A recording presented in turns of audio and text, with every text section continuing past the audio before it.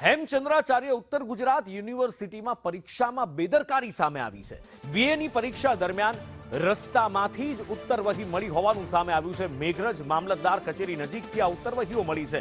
ઉત્તરવહીના serial number પરથી પરીક્ષાની પુષ્ટિ થઈ છે। ઉત્તરવહીમાં 3 સ્ટીકરો હોય છે। આ 3 સ્ટીકરોવાળી ઉત્તરવહી મળતા ગેરરીતિની આશંકા પ્રબળ બની છે। પરીક્ષા પ્રક્રિયામાં ગેરરીતિ થઈ હોવાની સંભાવનાઓ જોવામાં આવી રહી છે અને જવાબદાર તંત્ર શંકાના ઘેરામાં આવ્યું છે।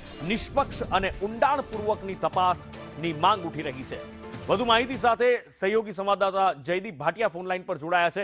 જયદીપ, આ ઉત્તરવહીઓ આવી રીતે પહોંચી કેવી રીતે? ઘણી બધી શંકાઓ સેવાઈ રહી છે। શું શંકાઓ છે અને શું અત્યારે શક્યતાઓ દેખાઈ રહી છે?